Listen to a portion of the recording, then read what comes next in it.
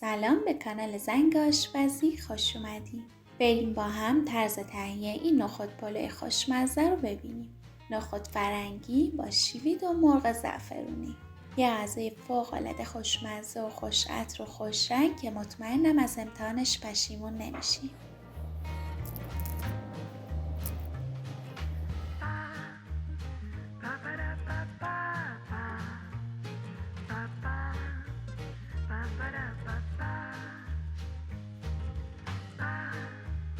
مواد لازم: برنج 3 پیمانه یا حدود 540 گرم که 2-3 ساعت با حدوداً 5 پیمانه آب و 1.5 قاشق غذاخوری نمک خیس کردم. نخود فرنگی پاک شده و شسته شده 1.5 پیمانه یا 225 گرم. شیوید خشک 4 قاشق غذاخوری پر که میتونیم به جاش از شیوید تازه هم استفاده کنیم. زعفران دم کرده. سینه مرغ 500 گرم. 1 عدد پیاز متوسط یا 2 تا پیاز کوچیک. کره 50 گرم. زرشک 4 قاشق غذاخوری. زردچوبه 1 قاشق چایخوری. پودر فلفل سیاه نصف قاشق چایخوری و نمک. خب برای شروع داخل یه قابلمه کوچیک مرغ میذارم. اگه دوست داشتین میتونین از 2 تیکه سینه مرغ استفاده کنین. مقدارش بستگی به خودتون داره. و حدود 1 یا 1.5 لیوان آب اضافه میکنم. 2 تا پیاز کوچیک یا 1 پیاز متوسط هم میذارم کنار مرغا.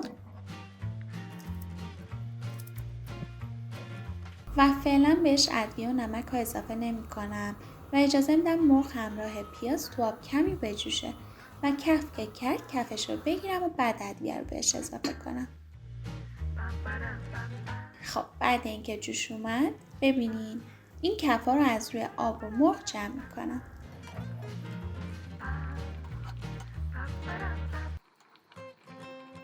خب من تقریبا همه کفا رو جمع کردم. حالا بهش ادویه و نمک رو اضافه میکنم. نمک هم کم اضافه نکنین و مرغ خوش نمک بپزین تا طعم مرغ بیشتر احساس شه تو غذا. خب حالا اجازه میدم که مرغ بپزه و آبش کشیده شه. نیازی به آب مرغ هم نداریم پس بذارین آبش کشیده شه. برای پختنش هم از آب زیادی استفاده نکنین. حتی اگه ظرفتون کوچیک‌تر از اینه 1 لیوان آب اضافه کنین کافیه چون سینه مرغ خیلی سریع میپزه. خب بعد اینکه مرغ پخت به کمک 2 تا چنگال یا با دست مرغا رو به اندازه دلخواهتون ریشیش کنین. اگه دوست داشتین میتونین با چاقو هم خورد کنین مرغا رو.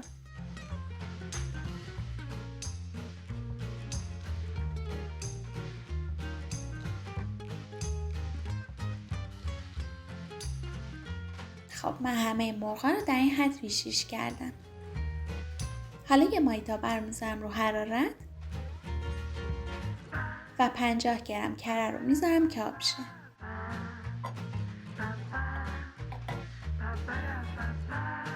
مرغ ریشیش شده رو اضافه میکنم.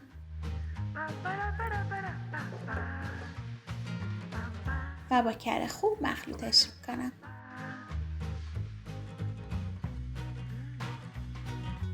بهش 2 قاشق زعفران اضافه میکنم.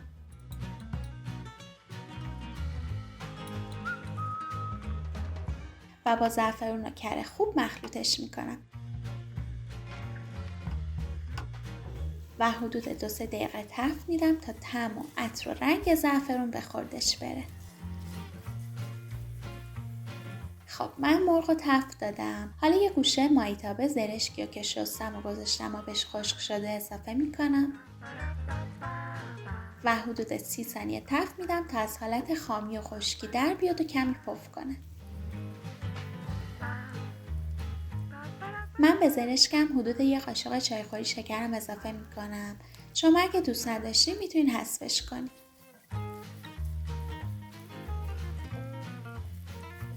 خب من زرشک رو با شکر تفت دادم. حالا با مرغ مخلوطش میکنم و یه 10 ثانیه تفت میدم و بعد از رو حرارت برمیدارمش. چون اگه زرشک رو بیش از حد تفت بدین خشک و سیاه و تلخ میشه. خب اینم از ترکیب مرغ و زعفران و کره و زرشک. عطر فوق‌العاده‌ای داره و یه ترکیب بی‌نظیره. من داخل یه قابلمه بزرگ آب ریختم و گذاشتم جوش بیاد. بهش 2 قاشق نمک اضافه میکنم.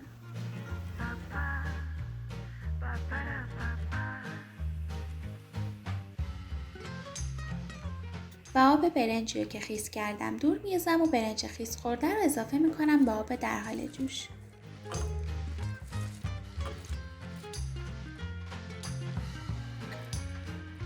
من نخود فرنگی هم میزم که همراه برنج بپزه، اما اگه دوست داشتین میتونید نخود فرنگی رو جدا هم بپزین. به خودتون بستگی داره. اگه میخواین نخود فرنگی خیلی نرم و مغز بخشه میتونید جدا بپزین نخود فرنگی رو. خب من نخود فرنگی هم اضافه کردم. حالا اجازه میدم برنج و نخود حدود 7 دقیقه یا نهایتا 10 دقیقه بپزه. بستگی به نوع برنج داره، اما نذارین که برنج بپزه و خیلی نرم شه و برنج رو کمی زنده تر برداریم برای غذا تا دون در بیاد و خمیر نشه بعد پخت. خب بعد اینکه برنج من حدود 7-8 دقیقه جوشید برمی‌دارم آبکش میکنم. ببینید مغز برنجم خیلی نرم نشده. خب حالا ظرفتون رو بزنید روی حرارت. حدود 4-5 قاشق روغن بریزین و تهدیگ مورد علاقتون رو بزنید. میتونید از کنجد و سیب زمینی یا کاهو یا نون یا هر تهدیگی که دوست داشتین استفاده کنید. من به این شکل برش زدم نون رو تا حالت مجلسی تری داشته باشه تهدیگم. حالا یه لایه از برنج آبکش شده و نخود فرنگی رو میریزم روی تهدیگ.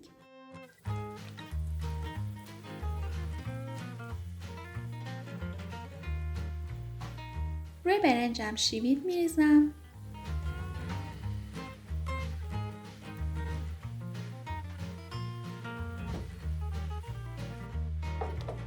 و یه لایه از مخلوط مرغ زعفرونی و زرش.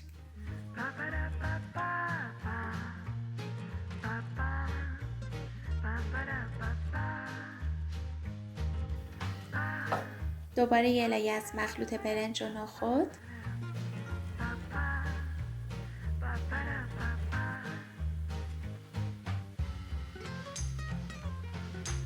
دوباره یه لایه شیوید خشک.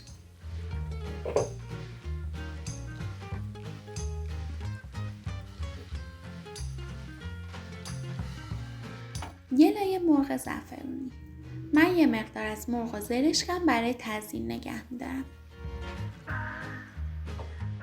خب حالا دوباره یه لایه برنج و شیوید خشک رو میریزم.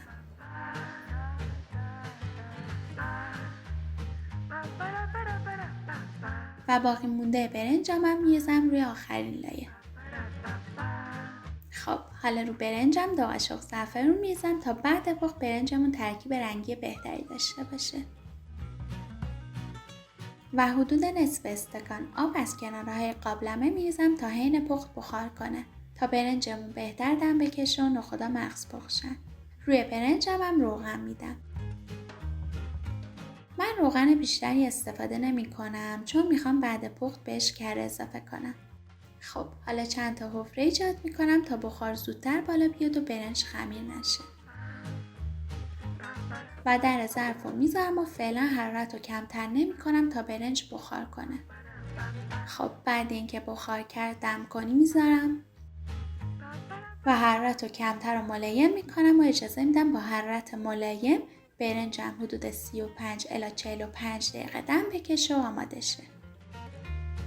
خب اینم از ترکیب خوش عطر و خوش رنگ و خوشمزه ما. به به عجب ترکیبی. پیشنهاد میکنم که حتما امتحانش کنی. ببینیم برنجمون چه خوب نون در اومده، اصلا خمیر نشده.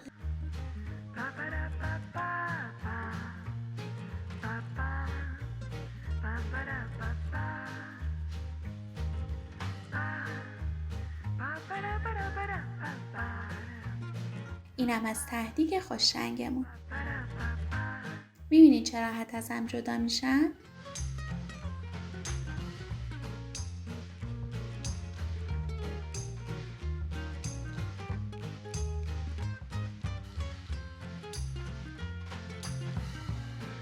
میتونین با زرشک یا پیاز داغ تزیین کنین این غذای خوشمزه رو. دوستای عزیزم ممنونم از همراهیتون. امیدوارم شما هم یه غذای خوشمزه و خوش‌عطر رو درست کنین و از خوردنش لذت ببرین. لطفاً اگه این ویدیو رو دوست داشتین لایکش کنین، کانالم رو سابسکرایب کنین و زنگوله رو بزنین تا اگه ویدیوی جدیدی گذاشتم با خبر بشین. امیدوارم همیشه شاد و سلامت باشین.